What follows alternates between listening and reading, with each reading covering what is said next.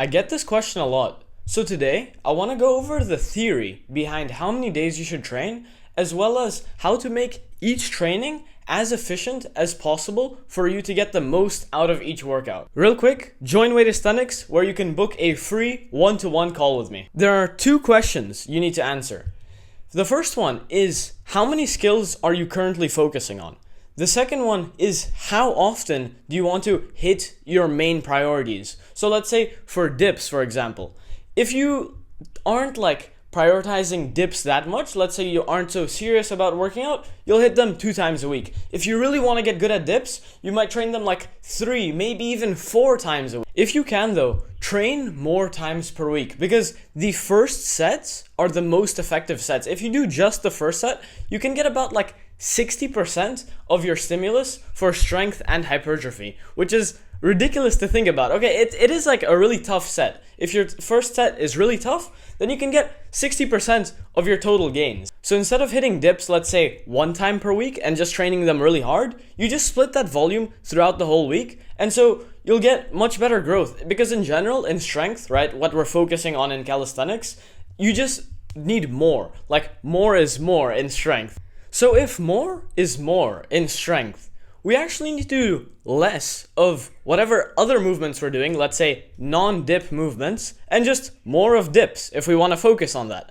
And so what will do this better? A push-pull legs type split where you train dips maybe 6 sets a week, or a movement-based split, let's say pull-ups, dips, squats, where you do dips, let's say 3 or even 4 times a week, okay? Yeah, okay, that's optimal and everything, but what is the actual sweet spot that I want to go for? If we don't want to overtrain, but we also don't want to leave gains on the table, the sweet spot is generally training 1 more day than the movements you have. If you're training, let's say, pull-ups, dips, squats, and overhead press, so that's 4 movements, you'll train 5 times per week. If you want to make a program like the one I'm talking about, where you base your routine around your movements, right? Instead of your body parts, right? So instead of push-pull legs, you do pull-ups, dips, squats, overhead press, right?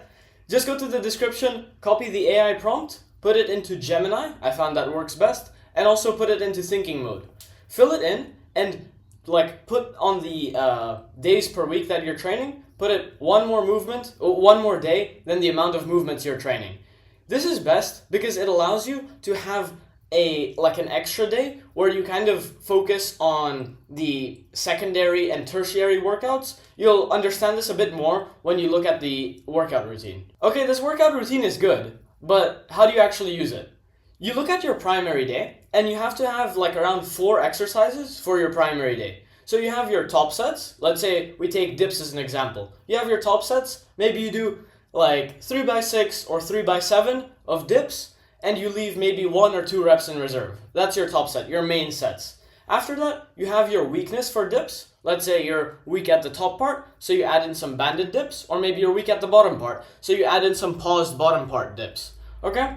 After that, you have a compound movement, which will still use the same muscles as dips. This could be bench, this could be incline dumbbell press, something that's slightly different, yet still uses the same muscles, okay?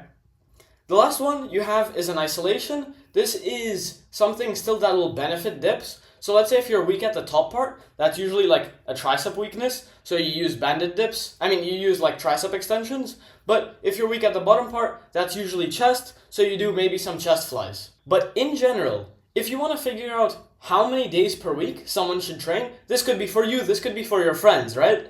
You just figure out what movements you want to focus on and just add 1 to whatever that is. So to recap, first you figure out what movements you want to focus on. Then you want to figure out how many times per week you want to train those movements. Your priorities, your main priority should usually be 3 times per week. If you want to focus on it less, maybe you do it 2 times per week, right? And then you figure out how you want to set up your program, right? You usually do that with the AI. And usually you want to stick to that sweet spot, but for some things, it's less of the sweet spot type thing. This usually applies for stuff like skills, where maybe for planche you could even train it 4 times per week, because it is pretty fatiguing on your central nervous system, but it's still a hold, right? It's still a static movement, so you're able to train it much more times per week.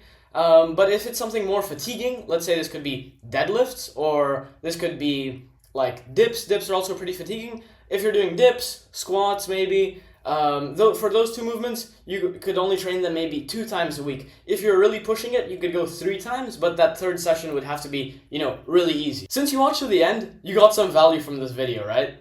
If you want to get even more value from me personally, join Calisthenics, where you can book a one-to-one call with me, where I'll help you out with your training, help you out with your sleep, your diet, set everything up for you, and maybe work with you together. I hope to see you there, bro. See you, bro. Keep overloading.